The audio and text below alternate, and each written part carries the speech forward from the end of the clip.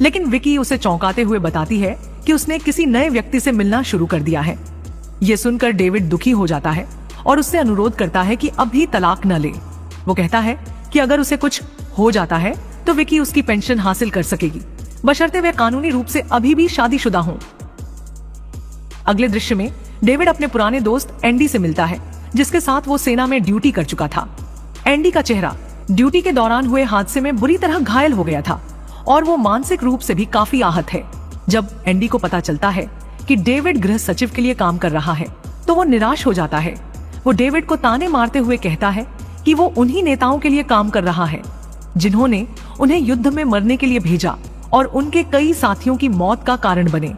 David को एहसास होता है कि एंडी सही कह रहा है, लेकिन वो कुछ नहीं कहता। अगली सुबह डेविड अपने बच्चों को स्कूल छोड़ने जाता है। पता चलता है कि उसका बेटा मेंटल ग्रोथ की समस्या से जूझ रहा है, जिस वजह से दूसरे बच्चे उसे लगातार तंग करते हैं। उसका बेटा स्कूल जाने से मना कर देता है, लेकिन डेविड उसे हिम्मत देता है कि वो उन बदमाशों का सामना करे और प्रिंसिपल को उनकी शिकायत करे। कोई और चॉइस न होने पर लड़का न चाहते हुए भी फिर से स्कूल के अंदर चला जाता है। बाद में जूलिया और डेविड काम के लिए जा रहे होते हैं जब डेविड को अपनी पूर्व पत्नी विकी से बार बार कॉल आने लगती है। शुरू में वो कॉल्स को नजरअंदाज करता है, लेकिन जब कॉल्स लगातार आती रहती हैं, तो जूलिया उसे फोन उठाने के लिए कहती है। विकी उसे बताती है कि उनके बेटे के लिए जिस स्पेशल स्कूल में उन्होंने अप्लाई किया था वहाँ उसकी जगह नहीं मिली। वो बहुत परेशान है, लेकिन डेविड उसे भरोसा देता है कि वे किसी और खास स्कूल का इंतजाम कर लेंगे। फिर डेविड कहता है कि वो काम पर है और फोन रख देता है। जब वे अपने लोकेशन पर पहुंचते हैं तो डेविड जूलिया से पर्सनल कॉल लेने के लिए माफी मांगता है, लेकिन जूलिया को इससे कोई परेशानी नहीं होती। ऑफिस में जूलिया एक शख्स से मिलती है जो उसे एक संभावित आतंकवादी हमले के बारे में बताता है, जो कि एक स्कूल पर होने वाला है। वो आदमी बताता है कि ये वही स्कूल है जहां डेविड के बच्चे पढ़ते हैं। ये सुनकर जूलिया चौंक जाती है। उन्हें शक है कि ये हमला डेविड के ट्रेन पर हुए आतंकवादी हमले को रोकने के प्रयास का बदला हो सकता है। हालांकि वे स्कूल को सूचित नहीं करने का फैसला करते हैं और लोगों में दहशत न फैलाने के लिए सुरक्षा बढ़ा देते हैं। अगली सुबह बच्चे स्कूल में खेल रहे होते हैं, तभी आतंकवादी एक सफेद वैन में आकर हमला करने की तैयारी करते हैं। ये देखकर एक टीचर जल्दी से बच्चों को अंदर ले जाता है और एक पुलिस वैन स्कूल के सामने आकर आतंकवादियों को रोकती है। फिर पुलिस आतंकवादियों पर गोली चलाती है, जिससे उनके ट्रक का एक्सीडेंट हो जाता है। ऐसा लगता है कि वे मर चुके हैं, इसलिए एक ऑफिसर ट्रक की जांच करने जाता है, लेकिन अफसोस उनमें से एक आतंकवादी अभी भी जिंदा होता है और अचानक बम विस्फोट कर देता है। इससे गाड़ी में धमाका होता है और 3 पुलिस ऑफिसर मारे जाते हैं।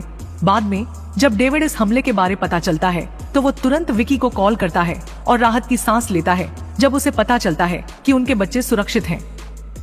इसके बाद उसे उसके बॉस बुलाते हैं, जो उसे बताते हैं कि ये घटना उस ट्रेन हादसे का बदला हो सकती है, इसलिए उसकी पत्नी और बच्चों को किसी और हमले से बचाने के लिए सुरक्षित जगह पर भेज दिया गया है। इससे डेविड खुश होता है, लेकिन फिर उसके बॉस उसे चौंका देते हैं कि उसे जूलिया की सुरक्षा से हटा दिया गया है और अब उसे एक डेस्क जॉब दी गई है। डेविड ये जानने की कोशिश करता है कि उसे ये सजा क्यों दी जा रही है, लेकिन उसका बॉस बताता है कि क्योंकि आतंकवादी अब उसके पीछे हैं, इसलिए जूलिया के साथ उसका रहना बहुत खतरनाक है। आखिर में डेविड को अपने सीनियर ऑफिसर के आदेश मानने के अलावा कोई और रास्ता नहीं बचता। बाद में डेविड फिर से एंडी से मिलता है और शराब पीता है। वे सरकार की आतंकवादी हमले पर दिए गए जवाब पर बात करते हैं और एंडी कहता है कि जूलिया बस इस मौके का फायदा उठाकर और भी ताकतवर बन रही है। वो पूछता है कि अगर जूलिया वही अनुभव करती जो उन्होंने किया तो वो कैसा महसूस करती। ये सुनकर डेविड चौंक जाता है, क्योंकि उसे समझ आता है कि उसका दोस्त जूलिया को नुकसान पहुंचाने का प्लान बना रहा है। अगली सुबह विकी को एक खत मिलता है जिसमें बताया जाता है कि एक खास स्कूल में उनके बच्चों के लिए अचानक एक जगह खुल गई है। वो तुरंत डेविड को बताती है और वे इस खुशी का जश्न मनाते हैं। बाद में उसे उसके बॉस फिर से बुलाते हैं, जो उसे बताती है कि अब उसे जूलिया के बॉडीगार्ड के रूप में फिर से काम पर रखा गया है। डेविड पूछता है कि ये कैसे हुआ, तो वो जवाब देती है कि लगता है जूलिया ने कुछ ऊंचे ऑफिसर से दोस्ती कर ली है। ये सुनकर डेविड फौरन समझ जाता है कि ये जूलिया ही थी जिसने उसे वापस बुलाने और उसके बेटे के स्कूल की समस्या में मदद की। बाद में वो ड्यूटी पर रिपोर्ट करता है और जूलिया कहती है कि उसे वापस पाकर अच्छा लग रहा है। शाम को वो उसे डिनर पर बुलाती है, जिसे वो खुशी से स्वीकार कर लेता है। वे अपनी निजी जिंदगी के बारे में बात करना शुरू करते हैं और जूलिया बताती है कि वो एक बार शादीशुदा थी। डेविड भी बताता है कि वो अपनी पत्नी से अलग हो चुका है और सिर्फ बच्चों के लिए अच्छे संबंध बनाए हुए हैं। वो जूलिया को उसके बेटे के स्कूल की समस्या में मदद करने के लिए धन्यवाद देता है और जूलिया जवाब देती है कि वो राजनीति में लोगों की मदद करने के लिए आई थी। अगले दिन जूलिया और डेविड प्रधानमंत्री के साथ मीटिंग के लिए जा रहे होते हैं।